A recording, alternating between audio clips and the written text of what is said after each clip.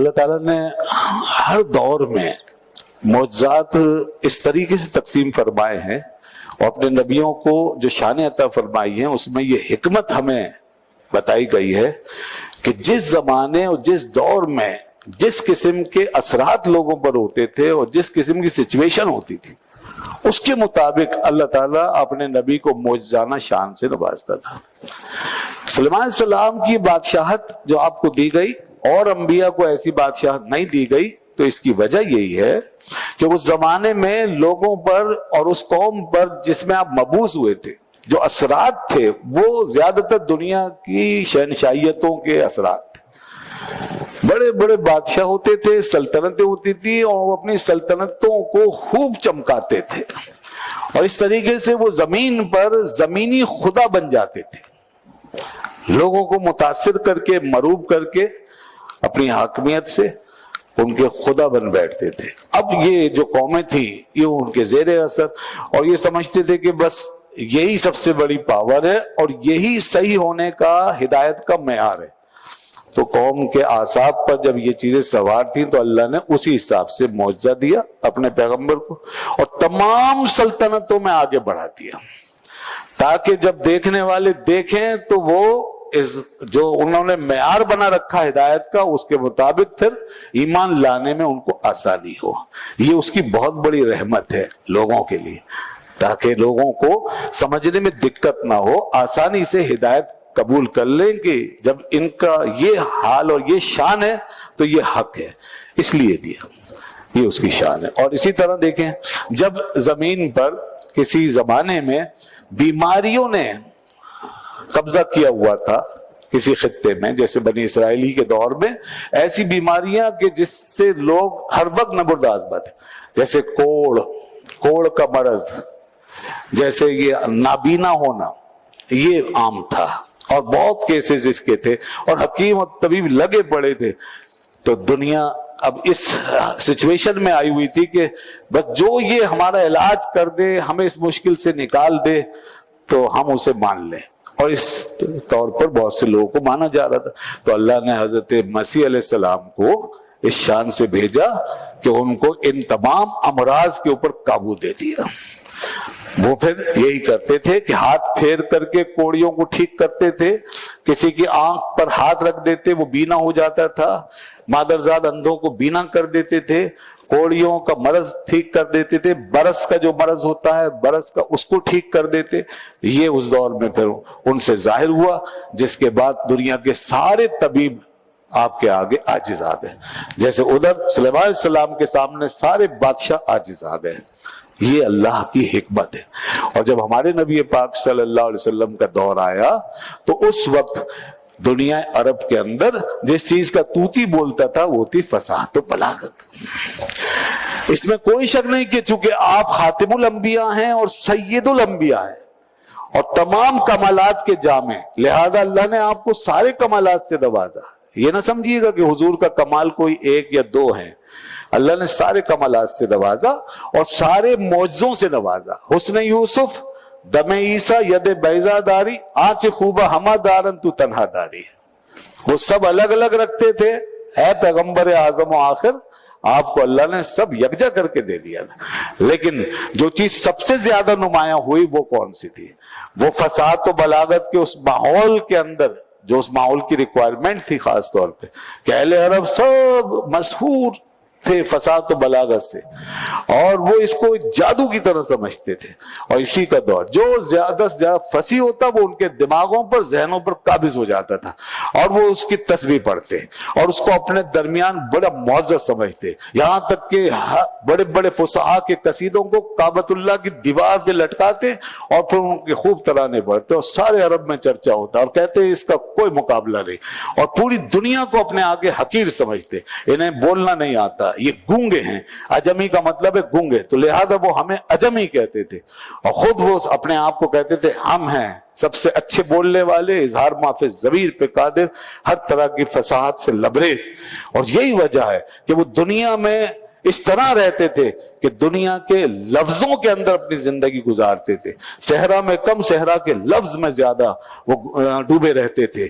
ان کے یہاں شاعری کا حال یہ کہ بچہ پیدا ہوتا، زبان کھولتا تو شعر نکلتا تھا، اور ہر بات کو وہ قصیدے اور شعر کے اندر کہنے میں اپنے اعزاز سمجھتے تھے، اپنا فخر سمجھتے تھے۔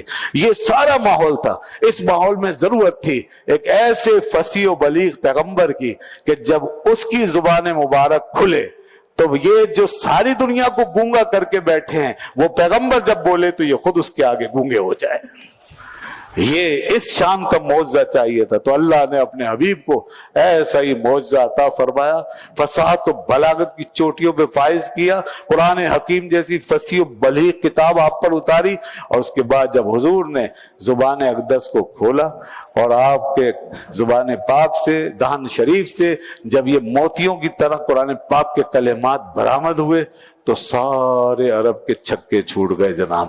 وہ حیران ہو کے رہ گئے کہ ایک ایسی ذات جس نے نہ کسی سے پڑھا نہ کسی سے کچھ سیکھا، وہ ساری زندگی ہمارے سامنے پلا بڑا، اور پھر آج وہ ایسی بات کر رہا ہے کہ ہمارے وہم و گمان سے بھی ماورا ہے۔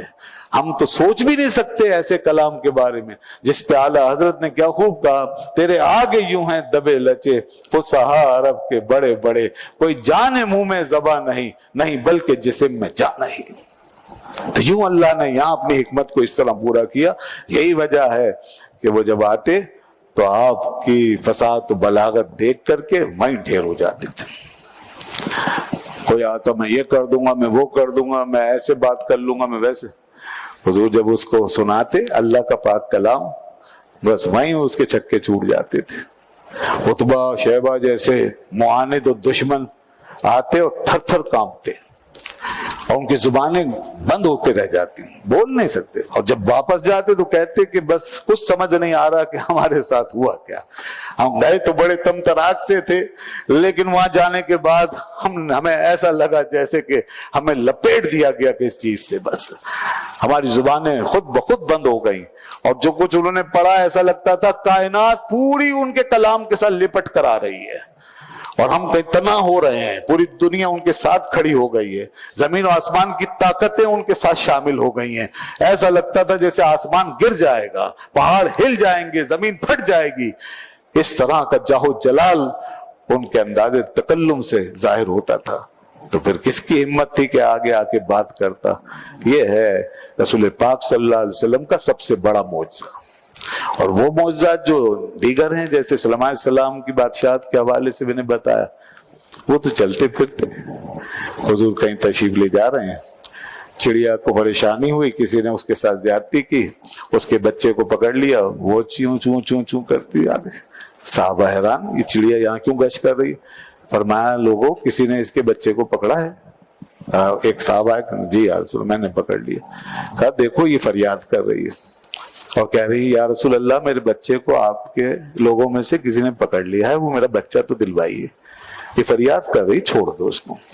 کہیں سے تشریف لے جا رہے ہیں، پیچھے سے آواز آ رہی ہے یا رسول اللہ یا رسول اللہ۔ لوگوں نے کہا یہاں تو کوئی نہیں ہے۔ حضور ایک طرف تشریف لے گئے، آگے گئے تو ایک ہرنی بندھی ہوئی تھی، آپ نے اس سے بات کی، پھر حضور تشریف لے اسے کھول دیا، پھر سارا قصہ بتایا۔ یہ مجھ سے کہہ رہی تھی کہ اس کے بچے کہیں پہاڑ کے پیچھے ہیں اور اس کو یہاں شکاری نے باندھ کے یہاں رکھ لیا ہے، پکڑ لیا ہے۔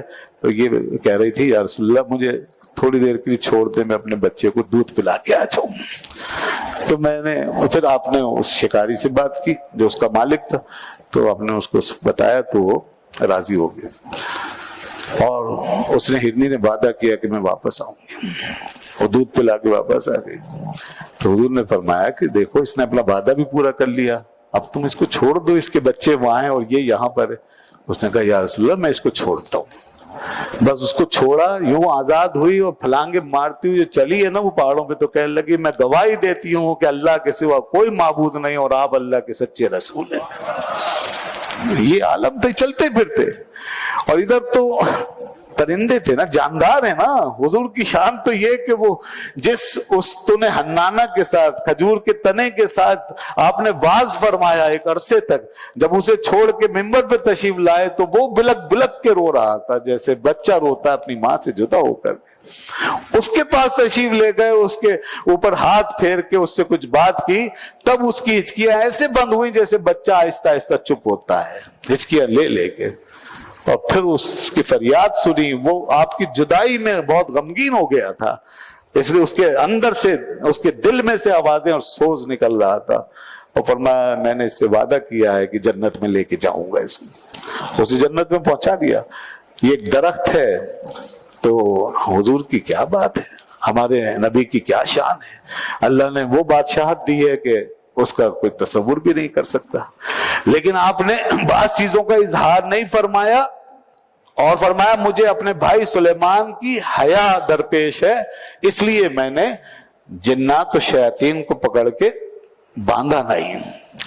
मेरे पास आया, जिन आया, शैतान आया, मुझे नमाज में बहकाने के लिए, वर्गलाने के लिए वसवसा डालने के तंग कर रहा था। मैंने उसे पकड़ लिया, बांध दिया था।